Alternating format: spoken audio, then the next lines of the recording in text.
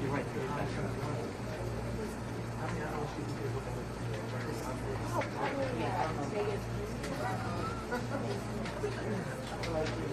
No, you're wrong. You're wrong.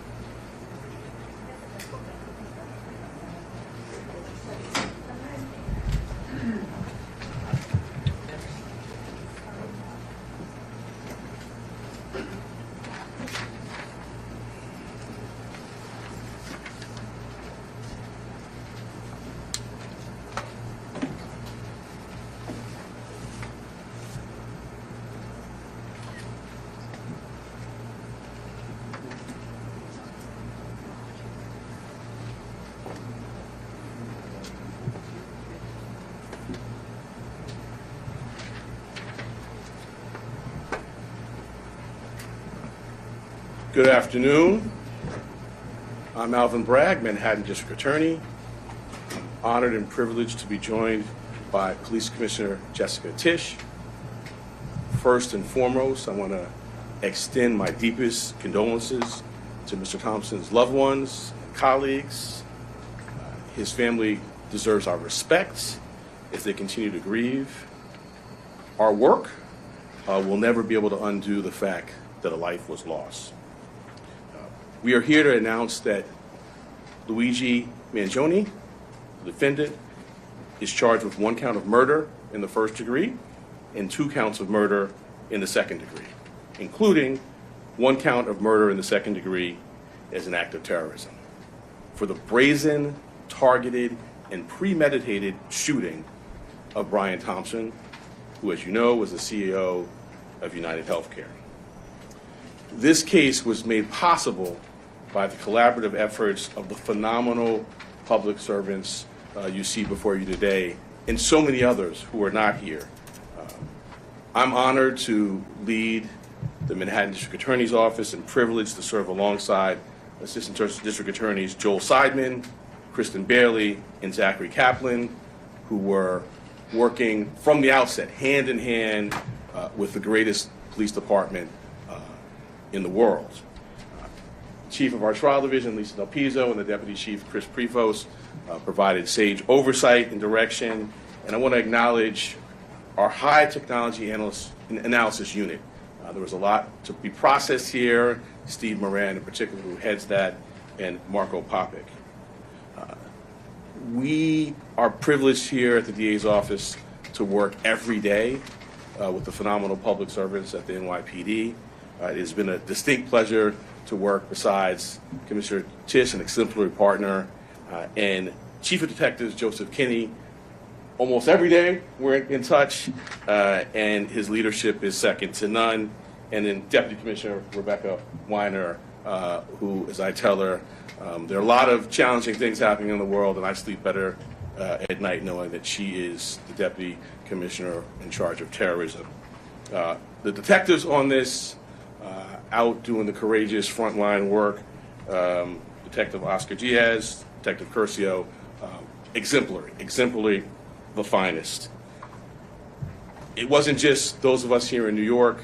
I want to acknowledge the great work of our partners in Altoona, the Altoona Police Department, the Blair County District Attorney's Office, the governors of New York and Pennsylvania, the FBI, and of course, the brave members of the public who answered the call when our great commissioner put out the call for their assistance.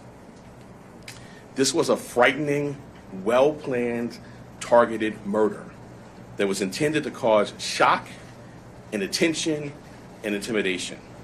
It occurred in one of the most bustling parts of our city, threatening the safety of local residents and tourists alike, commuters and business people just starting out on their day.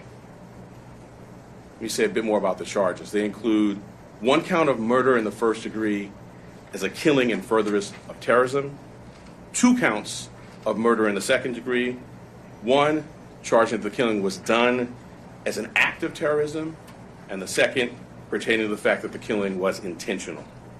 The maximum penalty possible for murder in the first degree and murder in the second degree as an act of terrorism is life without parole. The maximum penalty for murder in the second degree is 25 years to life.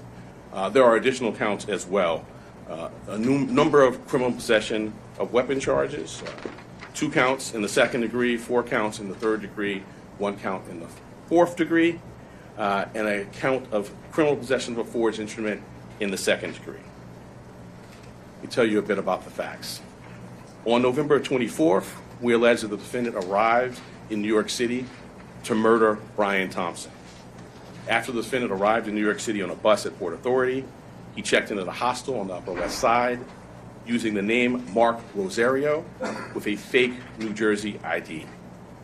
On the morning of December 4th, the defendant left the hostel, just after 5:30 a.m. and traveled to Midtown. For nearly an hour, we allege the defendant waited in the area near the Hilton Hotel, waiting for Mr. Thompson to appear. From 6:38 a.m. to 6:44 a.m., the defendant stood across from the entrance of the hotel on West 54th Street. When he saw Mr. Thompson, he crossed the street and approached him from behind. We allege he then took out a 9mm 3D printed ghost gun, equipped with a 3D printed suppressor, and shot him once in the back and once in the leg.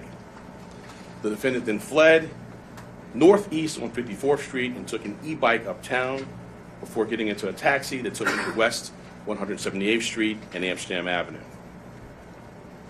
On December 9th, the defendant was spotted at McDonald's in Altoona, Pennsylvania.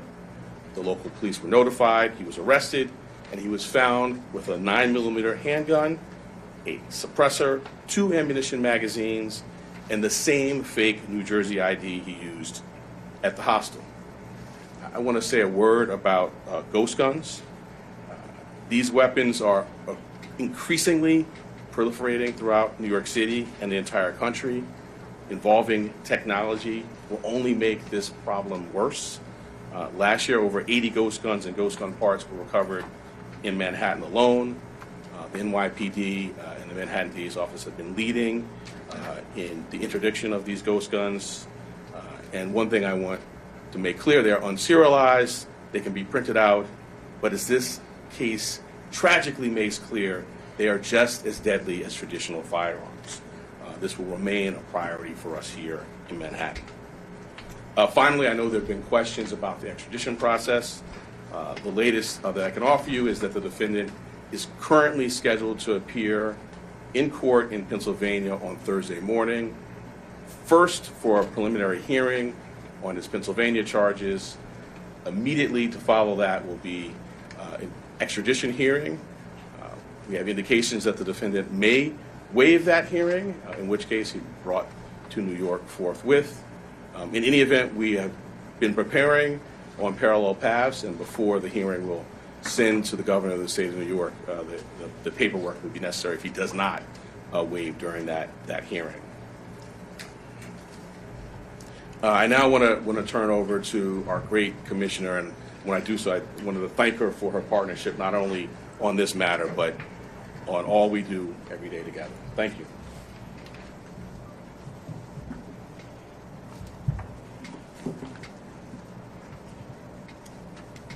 Good afternoon, everyone.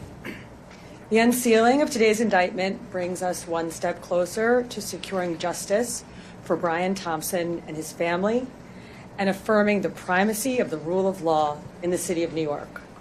NYPD detectives worked tirelessly to piece this case together, and along the way, the Manhattan DA's office made sure we had every legal tool available to us.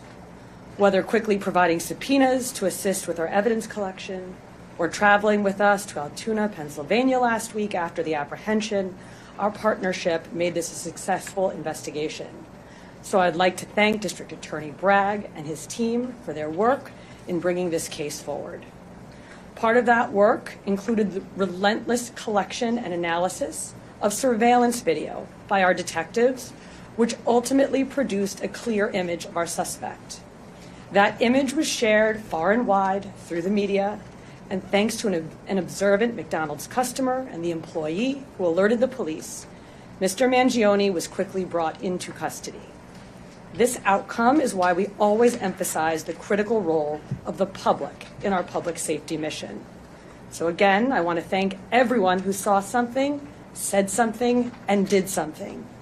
That is why we have a suspect in custody today. As DA Bragg said, Luigi Mangione is now formally charged and indicted for murder. And let me be perfectly clear. In the nearly 2 weeks since Mr. Thompson's killing, we have seen a shocking and appalling celebration of cold-blooded murder. Social media has erupted with praise for this cowardly attack. People ghoulishly plastered posters threatening the other CEOs, with an X over Mr. Thompson's picture, as though he was some sort of a sick trophy. And yesterday, the New York Post reported that some extreme activists were circulating a deck of cards with other most wanted CEOs to be targeted for assassination. These are the threats of a lawless, violent mob who would trade in their own vigilantism for the rule of law that protects us all. Let me say this plainly. There is no heroism in what Mangione did. This was a senseless act of violence. It was a cold and calculated crime that stole a life and put New Yorkers at risk. We don't celebrate murders, and we don't lionize the killing of anyone. And any attempt to rationalize this is vile, reckless, and offensive to our deeply held principles of justice. Now, as we await the extradition process in Pennsylvania to complete, we continue our public safety work here at home. That includes our focus on the growing threat of ghost guns, one of which was used in this attack. The NYPD remains committed to tracking down and removing these untraceable weapons from our streets.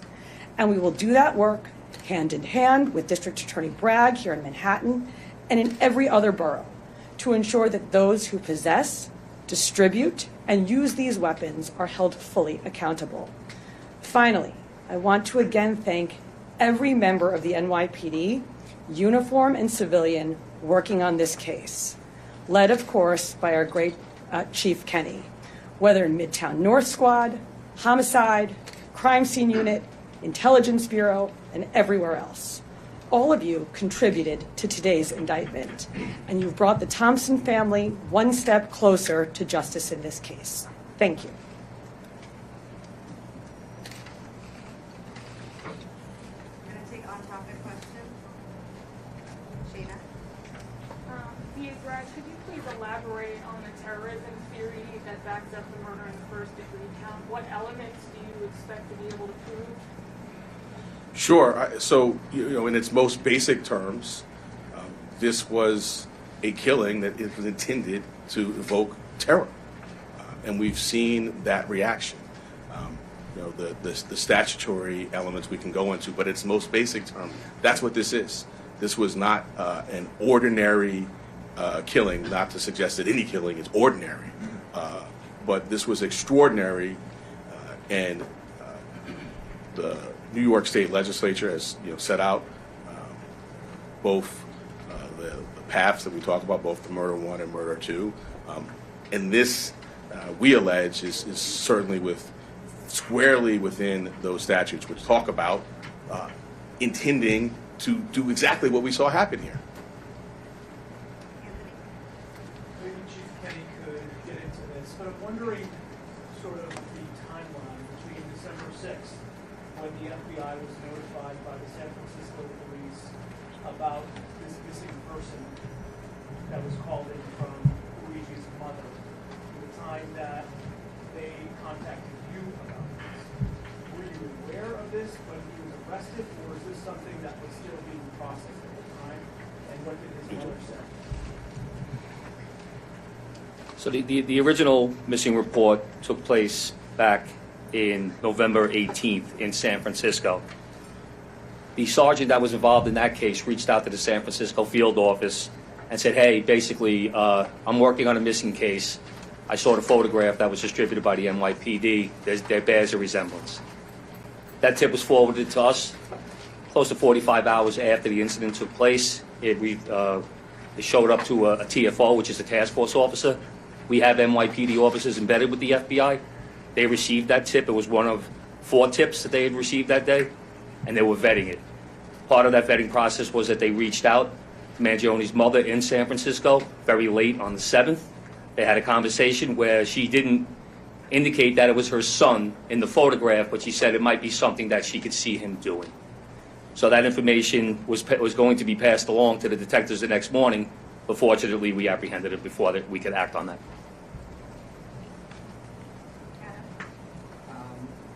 The commissioner has talked about how the defendant's been lionized and celebrated. I'm wondering how concerned you are about a potential jury knowing that someone on that jury would be someone who would lionize and celebrate him. Well, I want to echo the commissioner's words and concerns, which I think were put forth beautifully. And we see a lot in these jobs. I meet with the families of homicide victims, and I just can't wrap my head around the notion that someone is celebrating this. To your specific question, we're at the beginning of a litigation now with our charge. We have a phenomenal trial team in place, led by ADA Joel Seidman, who has been in this office for more than 40 years and handled some very challenging matters. We have a voir process in place. I have faith in our jury system to select 12 people who can be fair and impartial, but we'll move forward, and that's something well down the road, but we'll be ready when that time comes. 2 questions if possible. One will be about Mr. Thompson's. But first, I want just maybe to explain more to viewers how you come to this is terrorism. It's so I'm hoping maybe you can explain that sort of define the statute. Sure, and my point, the statute talks about attempts to influence or coerce a civilian population. The statute talks about intending to influence a policy of government, and it talks about seeking to put forth things sort of similar to that by murder. So the statute, plain language of the statute is clear. Obviously, we've charged it, the grand jury has voted on it, and we intend to go forward and prove it. But I think it does help to take a step back and think about the proof in the case, some of the writings. I'm not going to get into too much of that, but and the actual reaction.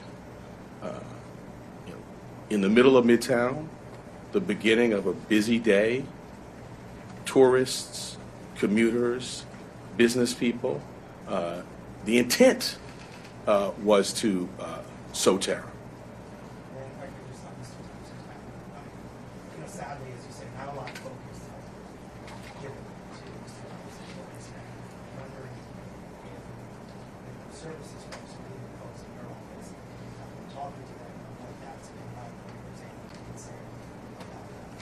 I'm not going to talk about communications with the family other than to say that we have a robust survivor services staff here that is second to none. But I would not talk about communications with any family. I don't think it'd be appropriate. But I appreciate your concern. Well, it's just because, like you're saying, someone focused on suspect. It's quite I echo what the commissioner said, and the sentiment of your question, my heart goes out to it. This is a significant piece of what we do here, is we center the trauma of survivors and victims and their families. A significant piece of what I do is sit across the table and look people in the eye, and when appropriate, if they want to, offer a hug. And we have dedicated advocates and counselors and great staff that focuses on that. So I agree completely with you, and I wish that that's where the public's focus was exclusively. That's where it should be. That's where it is here, in addition to obviously the facts and the law and the case. But because of respect for where your question is coming from, I'm not going to get into communications. For the commissioner, maybe Chief Kenny, given the celebration of the that you're described, I'm wondering if the NYPD is shifting any of its practices, or you guys talk to CEOs at this point, or employing in different places than you were before? Yes, absolutely. And we've seen a real increase, sustained increase since December 4th in concern, not just from CEOs, but from corporations broadly. And so going back to the DA's point, the intent to intimidate or coerce a civilian population, which is, of course, at the root of our state terrorism statute, is very much borne out in this reaction.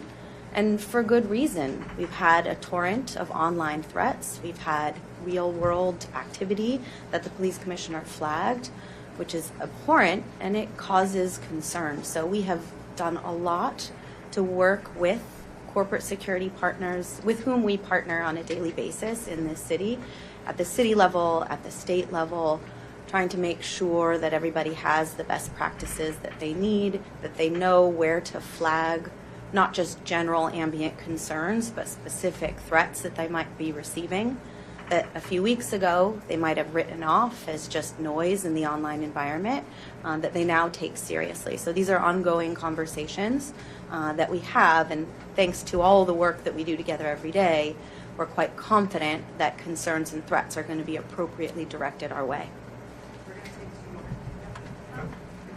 Dean Bragg, can you describe just how rare it is for your office to charge with first-degree murder? There has been some talk about how that is reserved for very specific cases in the act.